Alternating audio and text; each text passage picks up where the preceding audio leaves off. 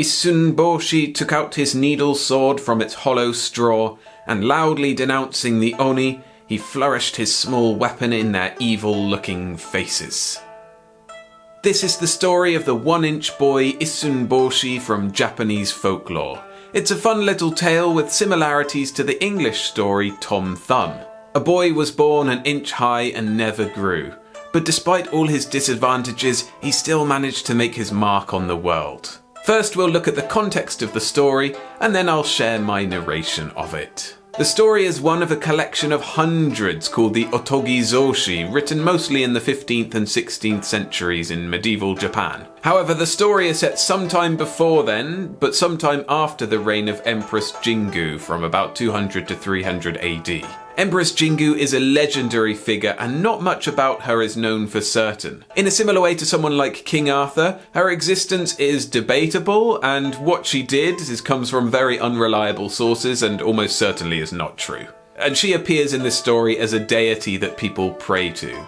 And there are monsters in this story too, Oni. It's not clear what type of Oni they are, but if you'd like to learn more about Oni, I've got a video about that coming up soon, and it'll be up there and down in the description. There are some other characters that appear, but as far as I can tell, they're all just made up. Now let's get into the story itself, and I'm going to be basing it on a translation by F. Hadland Davis. This is a public domain work which you can access for free on Project Gutenberg, and I'll put a link to that down in the description. However, that translation was done in 1912, so I have made a few changes to make it more suitable for a modern audience. So sit back, relax, and enjoy this story called Issun-boshi, the one-inch boy. Once upon a time, an old married couple desperately wanted to have a child. They went to the shrine of Empress Jingu for help. The old man said, "Please, great Empress, bless us with a child, even a small one. We want one so much, even if it's the same size as a finger." After a few moments they heard, "Your wish will come true. Soon you will have a baby." The old couple went home very happy. Months passed and the old woman gave birth to a son. However, the boy was miniature. He was the same size as the old woman's little finger. The couple were angry. It was not fair that the Empress treated them so badly and given them such a tiny child. They wanted a normal-sized child, not this minute boy. But the Empress had not tricked them. She had answered their request. The little boy's name was Issun-boshi, which means one-inch boy. And the name was correct because he was only an inch tall. Every day his parents hoped to see him grow like the other boys, but at 13 years old he was still the same size, tiny. The old couple were frustrated. They could hear the neighbours talking about the boy, calling him little finger or grain of corn. It was a big problem.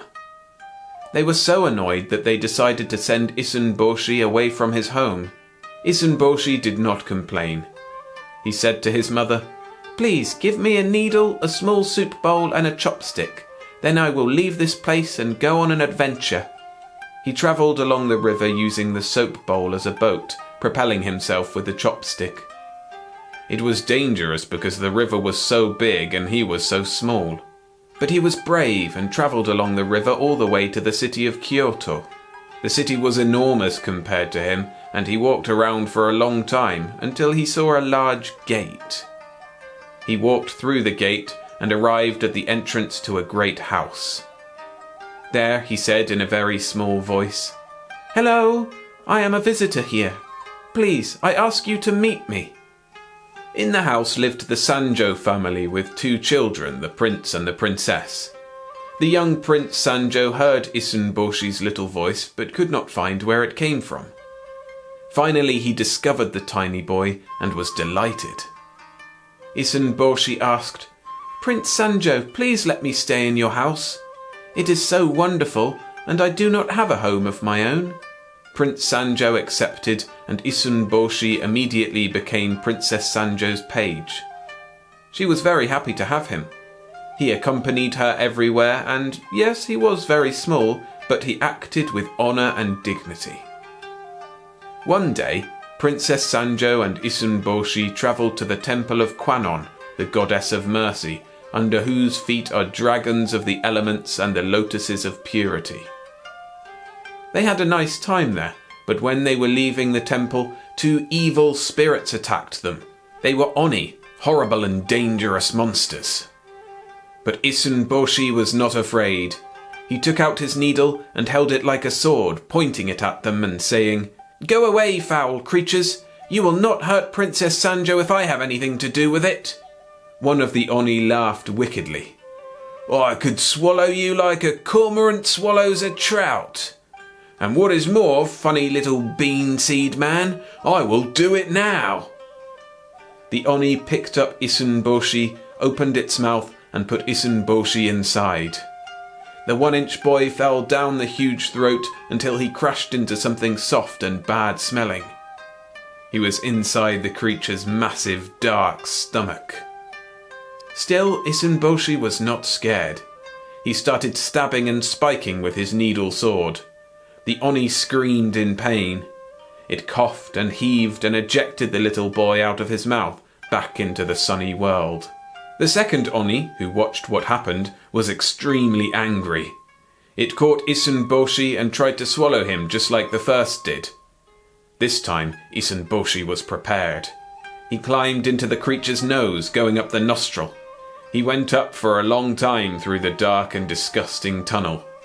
Finally, he reached the Oni's eyes and started to attack them with the needle sword. The creature did not like this at all and shouted and squealed.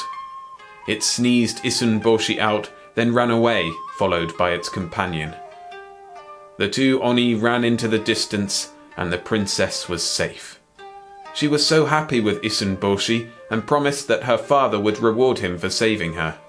Then Princess Sanjo noticed something on the ground. It was a small wooden mallet. But it was not just a normal mallet. "The evil Oni dropped this mallet. It is a lucky mallet that grants you a wish. You make one wish, then hit the mallet on the ground and it will come true.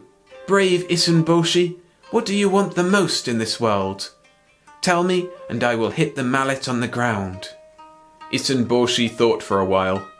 Then he smiled and said, "Honourable Princess, I would very much like not to be tiny. I would like to be as big as other people." The princess spoke the wish and hit the mallet on the ground. Immediately, Issun-boshi transformed from a tiny little boy into a young man the same size as other boys of his age. Issun-boshi was overjoyed. Later, the emperor heard about what happened to the 1-inch boy and was very curious. He requested Issun-boshi come to his palace to tell him all about it. The young man, now regular size, did this. The emperor was so enchanted by the story and Issun-boshi's bravery that he gave him many gifts and a position as a high official in the empire. After years of doing great things, Issun-boshi became a lord and married the youngest daughter of Prince Sanjo. That's the end of the story, a classic folktale enjoyed around the world. If you enjoyed it, hit the like button so it can spread to other people. And for more videos on myths around the world, subscribe to the channel. And when I've done that video on the Oni, I'll put it right here so you can watch it now. See you next time.